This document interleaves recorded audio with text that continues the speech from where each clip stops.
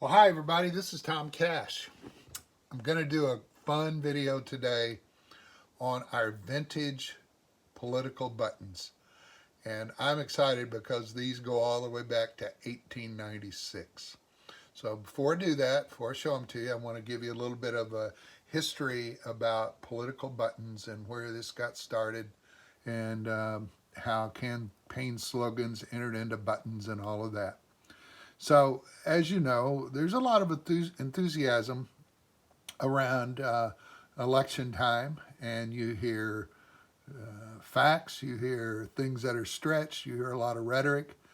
Things are put on buttons on social media, on billboards and bumper stickers. You see all kinds of things. And that's been going on for, a number of years.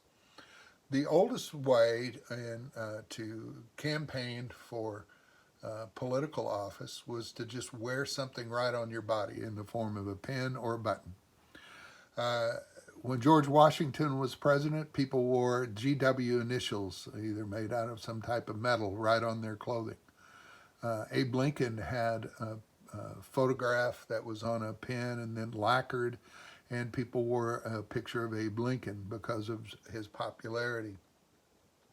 But it wasn't until 1896 that there was a mass production of political campaign buttons, and there was some, a little bit of technology coming in even 120 years ago, and that's where it all started, where you started seeing the same button reproduced and passed around the country for elections.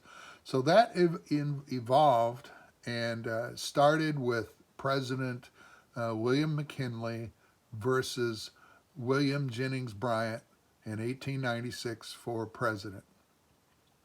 So I'm going to switch and show you a couple of those pins here in a second. But, as buttons evolved from those days, you started seeing campaign slogans such as "I like Ike," "The New Deal," "The Square Deal," Reagan, "Make America Great Again." That was not a Donald Trump original slogan. That was a Reagan slogan, believe it or not. Tippecanoe and Tyler too, going back to William Henry Harrison when he was president. Calvin Coolidge, "Keep cool with Coolidge." Herbert Hoover, "A chicken in every pot" was a big promise from Hoover. FDR, "Happy days are here again." Lyndon B. Johnson, "All the way with LBJ." But my absolute favorite button is called the Goldbug. And so what I want to do is give you a close-up picture of this button, and we actually have this in our collection. So I'm going to flip my camera around and let you see a close-up. This is the Goldbug. This was President McKinley, and Hobart was the vice president with McKinley. The interesting thing, you see the pictures, this would be McKinley, this would be Hobart. And these are wings of this bug. And it actually looks like an ordinary beetle. And these wings swing down on a hinge right here. And there's a spring in the hinge. And these tuck underneath the abdomen of the bug. And see this little trip device? You push on that and the wings pop out. So I'm going to demo that right now. So here is the Goldbug that we have in the collection. And you can see right here on the end is the little tail. So I'm kind of going to try to do this and see if these wings will pop out. And there they are. So this is a 120-year-old button and it still works perfectly. And so on the back, it's got a little pin, and you just simply stick that in your clothing and pin it on and wear the Goldbug proudly. To me, that is absolutely, it's definitely our most valuable, but it's the most intriguing mechanical button that we have in this whole collection. So it's really, really a fun thing. I'm going to just tuck it right down here for right now. As I scroll through, let me go back over here. This is a picture of William Jennings Bryan. We do not have this button.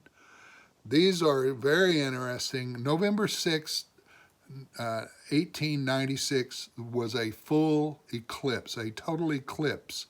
And so to play on that, it was well known, this was a partial eclipse button where McKinley partially eclipses William Jennings Bryan.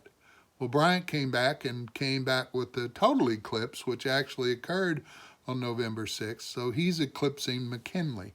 So it was kind of an early battle between them on political buttons. This was very interesting. I've said this on previous videos. This is the electoral map of 1896. You can see right here, Texas only has 15 electoral votes. California has 9. Florida has 4. And then all of these states out here in single digits. So even though those were blue states won by William Jennings Bryan, he did not win the election. McKinley did. Why? Because he won all of these pink, or actually the red states up here, because that's where the electoral college was. And that was reflective of the population at that time. Let's fast forward.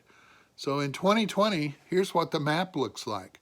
And you can see they've shifted electoral representation. Florida now has 29, Texas has 38, California 55, more in the Midwest.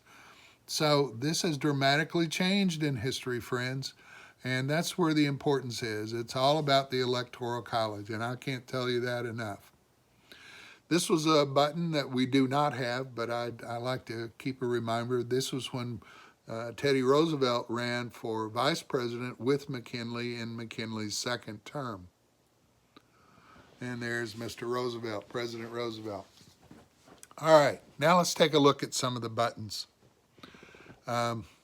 These are all vintage, over 100 years old, of either William Jennings Bryan or President McKinley. Very intriguing. These are all authentic. They're old, and I just love them on the display. Now, I want to switch. My favorite president that I like and what he did and what he was able to accomplish and the legacy that he left for himself was this guy right here, Teddy Roosevelt. Now, he had a slogan of diplomacy: speak softly but carry a big stick. So I want to reach up here and pull this off. This is just a pendant on a chain, and it has a picture of Roosevelt in the pendant.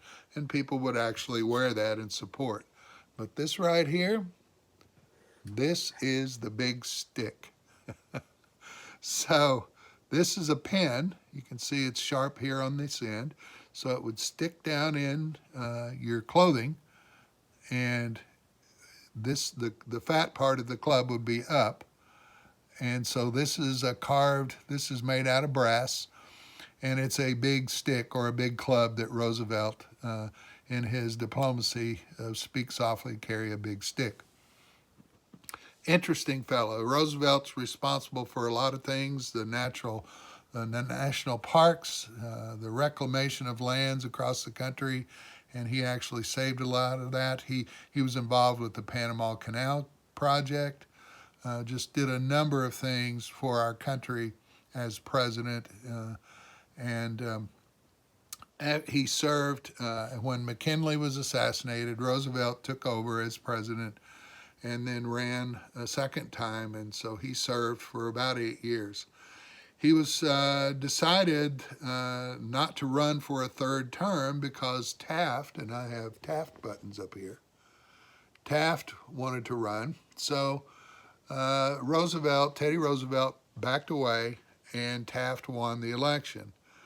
Well, while he was in office, Taft changed a lot of the progressive things that Roosevelt had been for, and Roosevelt was out of the country actually on a big game hunting trip in Africa.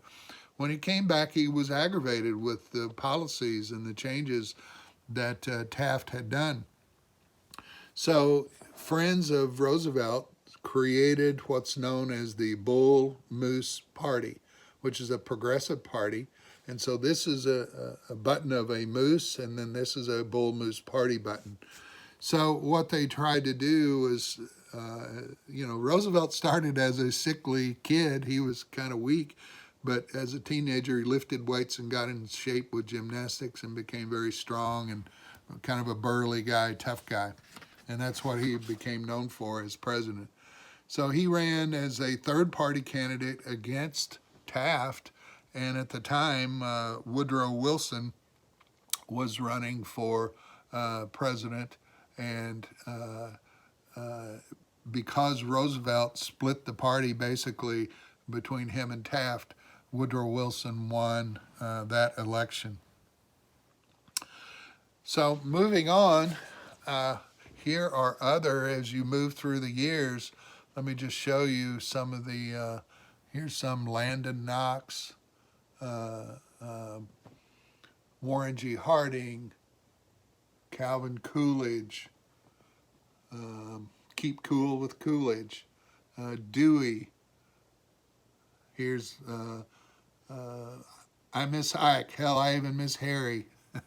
Harry Truman. Here's a Roosevelt and FDR button.